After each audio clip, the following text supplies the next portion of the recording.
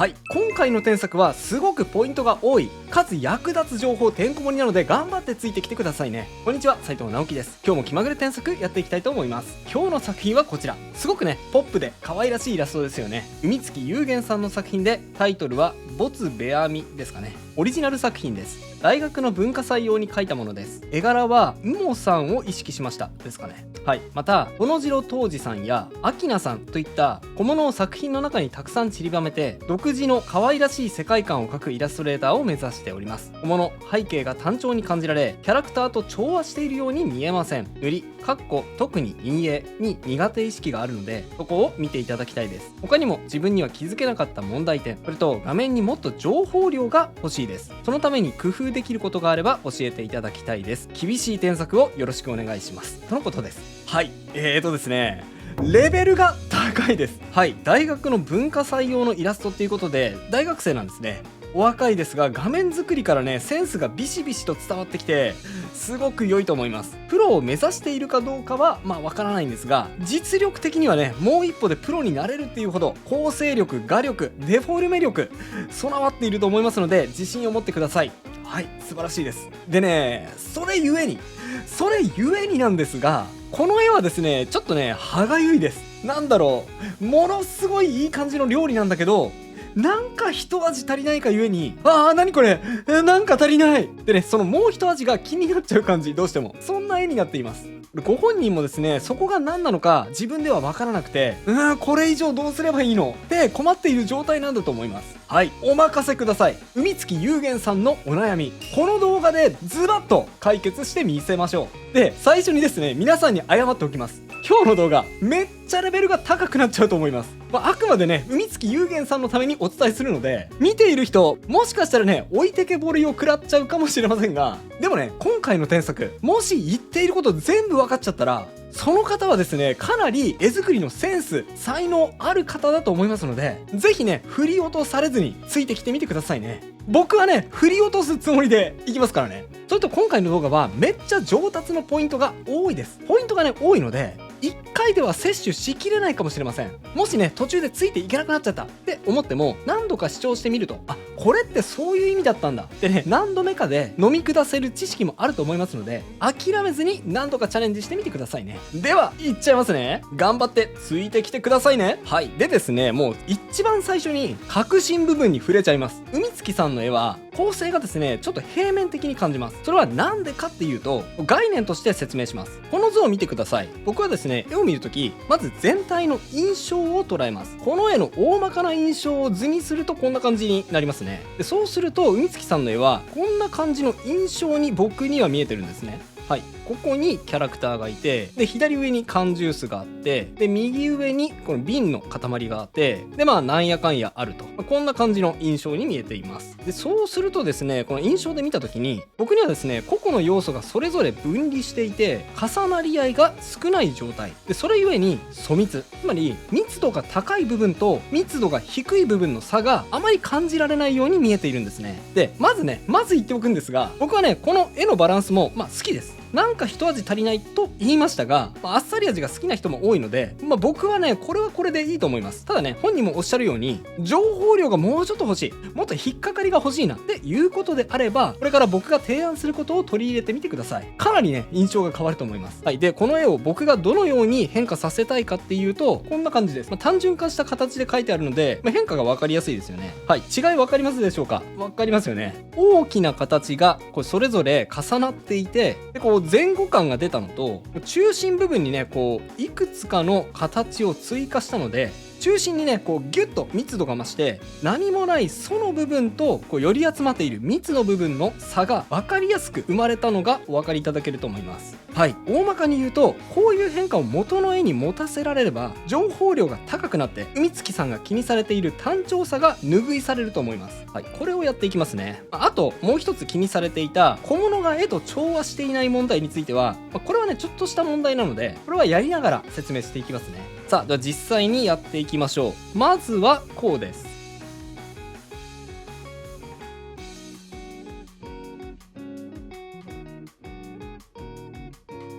はい、まずはですね上の瓶を大きくしました。さっき図説したように小さく独立していたので、意識的にキャラの上にかぶせていって、この瓶は手前にあるんだよっていうことも同時に表現します。これによって画面に奥行きが生まれるのと同時に、これからやりますが蜜を生み出す取っかかりにもなりますね。このね、飴玉をちょっと増やしてみます。粗蜜の蜜を作り出します。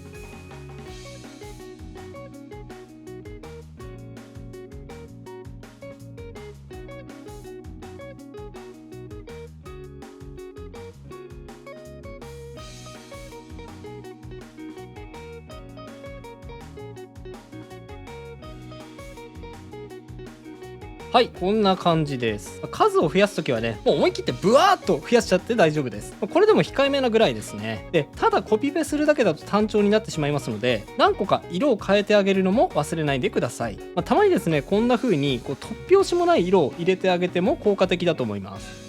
あとですね、この瓶のハイライトの入れ方、これね、おしゃれですよね。白抜きで、その白の周りをこんな風に黒で囲って強調しています。この表現はですね、とてもいいので、もうちょっと入れてあげてもいいかもしれません。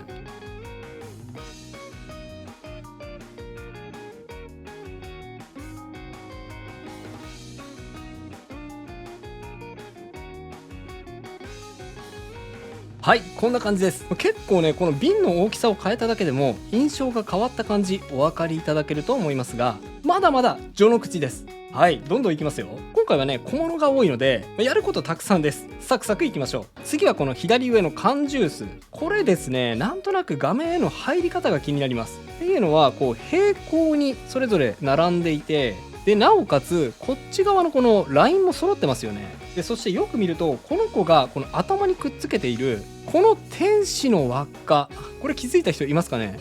この天使の輪っかにも干渉しちゃっているので、ことさらに缶の存在感が強くなってしまっているんです。でもね、この缶ってそんなに大事な存在じゃないと思うんですよね。少なくともこの輪っかの方がですね、この絵の中ではプライオリティ高いと思います。なのでこうします。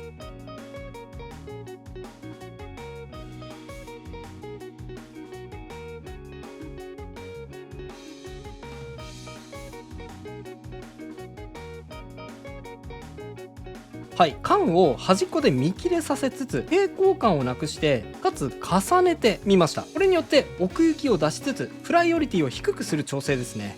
さっき今日の添削のレベル高いよって言った理由、ここまででも分かったでしょ。もうすでにうまく描けている絵ってですね、添削するともう重箱の隅をつっつくような、いやいやもうそんな細かいところを直しても直さなくてもそんなに変わんないよってついつい皆さん思ってしまうかもしれませんが、それ完全に間違ってますよ。確かにね、一つ一つの指摘はやってもやらなくてもどっちでもいいような添削に見えます。ですがね、その一個一個の積み重ねがそんなに変わるっていうぐらいびっくりするような印象の変化につながりますので、これ添削前後楽しみにしてみてください。はい、缶の位置を変更したので、缶から垂れているジュースの滴りも調整します。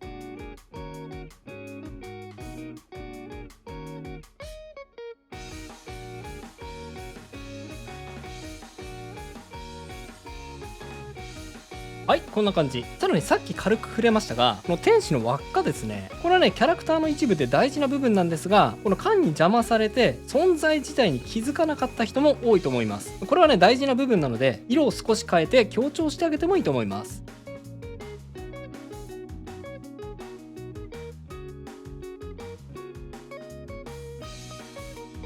ほら、存在感が分かりやすくなりましたよね。これ大事でしょ。さてさて、次は画面の下の方に行ってみましょう。このね、画面下のぬいぐるみの顔ですが、これもですね、今比重が下に下がっていて印象がこう分散しているような印象です。さっき図説したように粗蜜を作り出すために顔の比重をこう上に上げたいんですね。なので少し角度をつけて調整してみましょうか。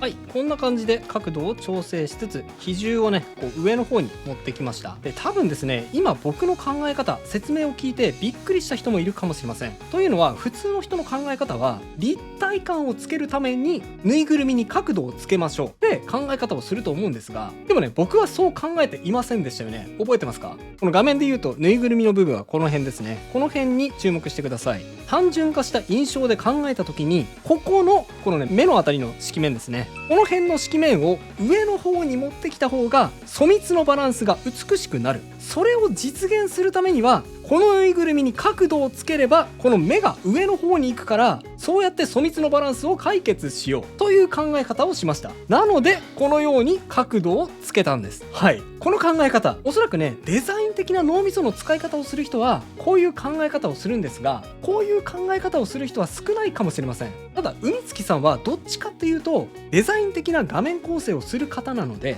今言ったような考え方をインストールできればより魅力的な画面構成ができるようになるはずです。取り入れてみてください。これ大丈夫かな？これめっちゃレベル高いこと言ってますからね。はい、さあ次こうです。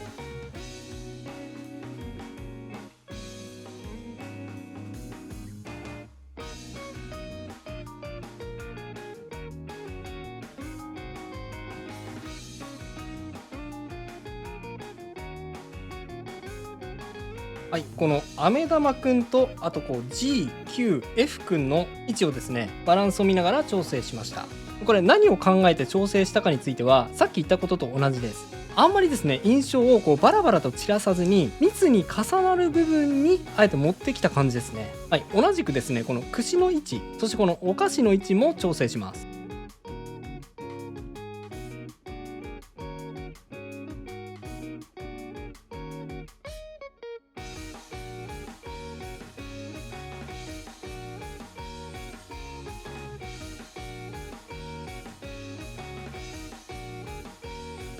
はい、でですねちょっとここでワンポイントレッスンなんですが、こういうですねこのいちごとかあとはマシュマロみたいなやつ何個か同じ形が連続しているものってあるじゃないですか。こういうものを描くときには注意です。なるべく上下で陰影を変えてください。特にねこのいちごなんですが陰影の付け方がねほぼ同じなんですよね。4つすべて小さなこうハイライトが入っていて、でね地の色がこんな感じで全てにこう同じ面積で入っていますよね。でなおかつ1影の形もほぼ4つすべて同じ面積で入っています。はい、このね同じ形が4つ連続で続いてしまっている。こうするとどうしてもですね平面的で単調な印象になりがちなので、上下でちょっとでも印象を変えてあげた方がいいんです。例えばですねこんな感じ、ほんのちょっとしたことです。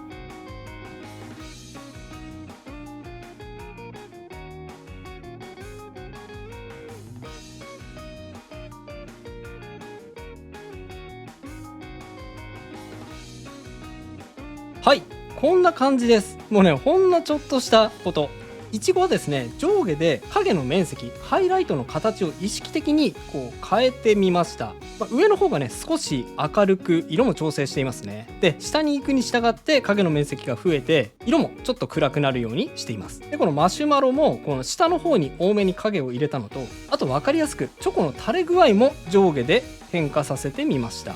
引いてみた時の印象はこんな感じに変化しますね。ちょっと立体的になりましたよね。連続した形って何個か続くと結構ねこう気になってしまいますので、意識的に変えてあげると印象が良くなります。さあ皆さんついてきてますか？もうちょっとですからね頑張ってついてきてくださいね。あ、それとねこれめっちゃ大事なところです。ここです。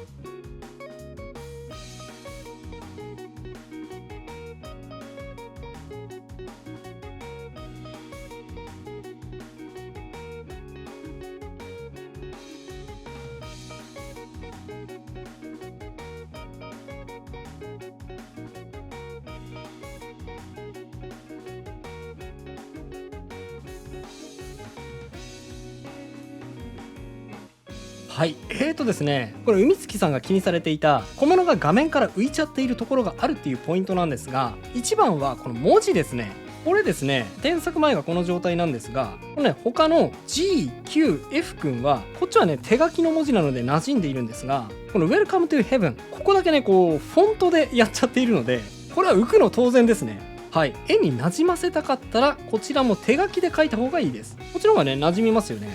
ただですね、例えばこの絵文化祭用のイラストってことで、もし文化祭のタイトルが Welcome to Heaven だったとしたら、あえてここの部分をフォントでやって浮かせるっていうのも効果的ではあるんですが、その場合はちょっとねフォントが細すぎです。もっと太くしてもっとタイトルを目立たせてください。位置もねこの辺に持ってきた方がいいですね、その場合は。はい、今回はなじませる方向で進みますね。そして素密をもっともっと作り出していきます。こうです。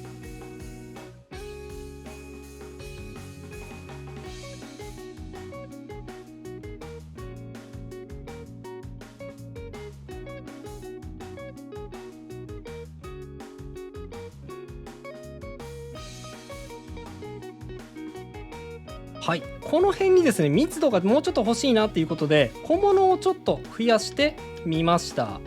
あまりね色を変えすぎるとうるさくなってしまうんですが、ちょっとだけ色相を周りと変えて、ここにも何かあるよっていう感じを出してみました。あとですね、画面から小物が浮いちゃっている問題、2つ目のポイントいきます。はい、今回はポイント多いですよ。ここ注目ですからね。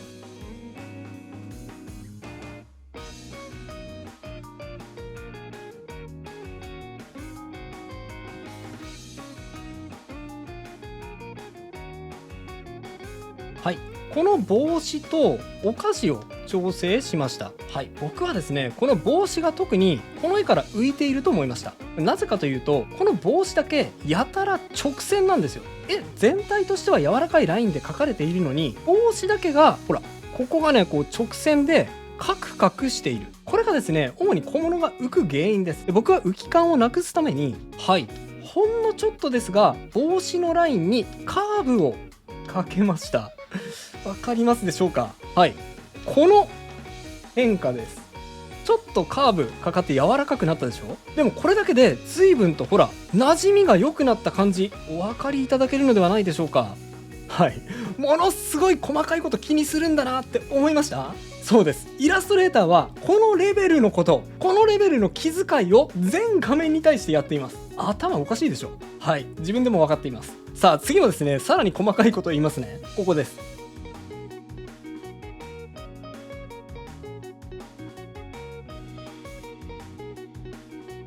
はい、わかりますでしょうか。この画面中央の縫い目の色ですね、ここをちょっとだけ薄くしました。これなぜかというと、このキャラの黒と似てしまっているからです。でもねここには前後関係があって、縫い目は結構奥にあるはずなのに、この手前側の羽と似た感じの色になってしまっていました。そうするとねこうのっぺりと平面的に見えてしまいますので、色の差をつけてあげた方が奥行きを感じられると思います。はい、そして次で背景の最後の調整です。冷えてしまった紐をつなげていきますね。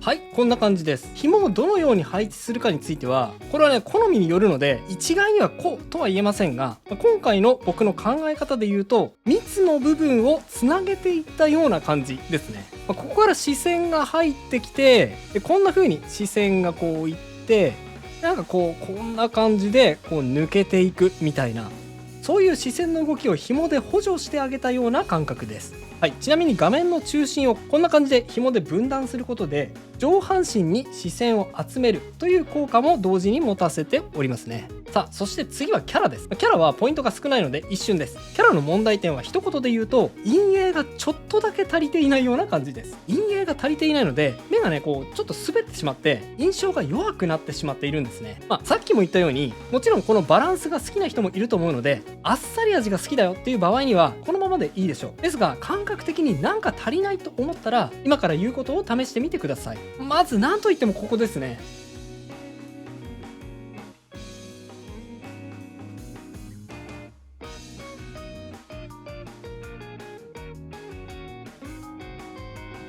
はい、この羽の部分ですね。羽が黒く潰れてしまっていましたので、ここに明るい色を足してあげました。どうでしょう、全然印象違うでしょ、これだけで。この羽の部分の密度がぐぐっと上がってキャラが引き立ったのがこれだけでわかると思います。はい、もうちょっといきますね。次は服。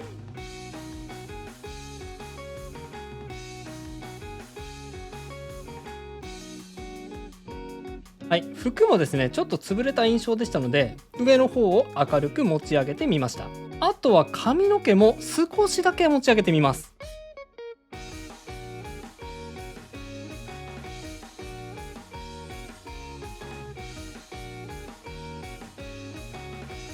はい、ほんのうっすらですけどね、髪の毛にハイライトをつけました。真っ白なハイライトではなくてほんのうっすらです。徐々にね印象が変わってきましたよね。あとはこれはですねもう好みの世界なんですが、こういうのもありでしょうか。はい、目に少しだけ色を足してみました。色素をねちょっとだけずらしてあげるだけでも目の印象がちょっと強くなりますね。でこれはもうさらに好みの世界というか、僕がこっちが好きっていうだけで、海月さんがそう思わなかったらこれはねむしろ取り入れないでください。僕の場合はこうします。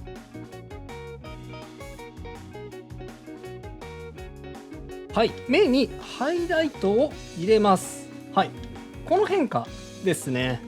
なんだろう、僕やっぱりですねキャッチーな方が好きなので結構目のハイライトを強めに入れがちなんですね。ただあえて目はあんまり強くしたくないっていう人もいると思いますので、ここはね自分のポリシーを大事にしてください。今回は密度を上げるための添削をしていますのでこっちの路線を選びました。最後魔法の粉を振りかけます。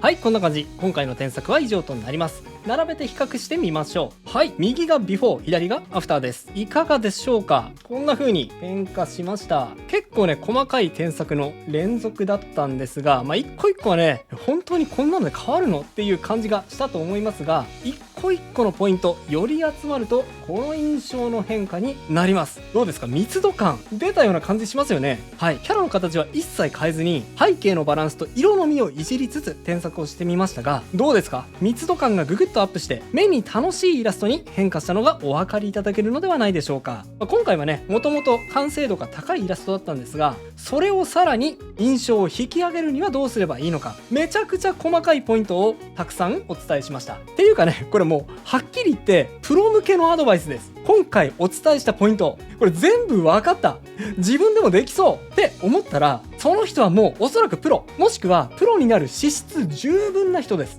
だからですね、一発で分からなかったって思ったとしてもそれはね当然のことです。そのぐらいたくさんのこと、そのぐらいレベルが高いことをお伝えしましたので、分からなくてもね諦めないで何度もご視聴してみてください。きっと上達の役に立つと思いますよ。大変です。やばいポーズ素材が出ちゃいます。皆さんからの質問の中で一番多いのがポーズや服のシワについての質問なんですが、それもしかしたら一発で解決するかもしれないやばいポーズ素材です。はい、これを見てください。これですね、寿屋さんから2025年の早い時期にリリースされる自在店っていうポーズ素材なんですけど、なんかねパッと見よくあるね和服の素材に見えますよね。ああなるほど、こういう写真が何枚かセットになったポーズ素材なのねって思いましたよね。いえいえ、ここを見てください。ここにタイムラインが表示されていますよね。なのでこの素材ですね、なんと動きます。ほらほらほら、日本刀を手に戦っている動きをする和装の男性。はい、日本刀はねもしかしたら買えばね手に入るので、資料として持っている人はいるかもしれませんが、こういうちゃんとした動きをしてくれる人が近くにいるよっていう人は少ないと思うので、これめっちゃ助かりません？あ、この瞬間の絵が描きたいって思ったらポチッと止めて、それでね絵を描く時のポーズ素材にできちゃうってわけなんです。自在店めっちゃ便利ですよね。でもね、今のを見ていてもしかしたらこう思った人もいるかもしれません。いやいやいやいや、こういう素材私持ってるよ。 SNS に投稿されているこういう動画私全部保存してるからねって。いやいやいや、自在店がすごいのはですね、むしろここからなんです。自在店はですね、単に動く動画素材っていうだけじゃないんですよ。どういうことか、今動かした動画ポチッと止めて画面をスライドさせてみましょう。するってーと、ほら360度横方向だけじゃありません。全方向縦横斜め、もうズズズイーっと全方向回転自由なんですよ。これやばくないですか？いやですね、特に和服姿はそうです。ポーズは元よりなんですが、和装のシワってですね、これめちゃくちゃ想像しにくいんですよ。もう布がね、はためいていろんな方向に動くからね。だからこう、剣を振った時に、服の裾がどうなるかとか、腕のシワがどうなるかとか、いちいちね、こう書く時に悩むわけですよ。いちいち困っちゃう。でもね、そんなピンポイントの資料なんて、インターネットで調べてみてもそう都合よく見つかるもんじゃありません。1時間探してみたんだけど、全然資料が見つからない。そんなことはよくあることです。しかし、そこで自在点ですよ。例えばですね、この剣を振った後のこのポーズを上から描きたい。なんて思ったとしましょう。そしたらここで動画を止めて、で、画面をスライドさせるだけで、ほら、めっちゃいいポーズと、そしてシワの資料が一発で手に入っちゃうってわけなんです。やばくないですかこれ。まあね、すっごい細かいことを言うと、剣がね、ちょっと欠けていたり、あとは下からのアングルはそもそも撮っていないので、ぼやけていたりするっていう欠点はあるにはあるんですが、そこを踏まえても、あまりある使いやすさです。実際にいくつかポーズを選んでイラストを描いてみましょうか。これをスクショして、で、ポーズを透かして、カキカキカキカキカキ。カキカキカキカキカキ。はい、こんな感じ。難しいアングルのポーズのイラストが簡単に描けちゃいました。もちろんね、一つのポーズを厳選して、しっかりとこんな風に仕上げることもできますね。ただね、今のを見ていてこう思った人もいるかもしれません。いやいや、直樹。俺はよ、男なんて描きたくねえんだわ。もうとにかく可愛い女の子が描きたいのよ。女の子の素材はないのかよ。と。はいはいはいはい。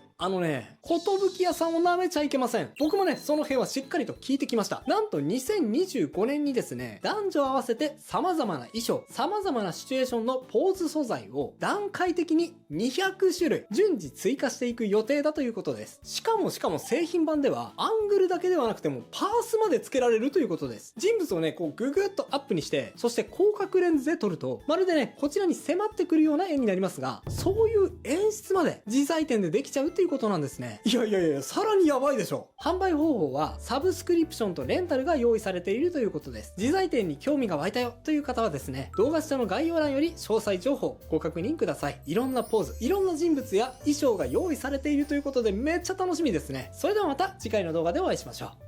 バイバイ。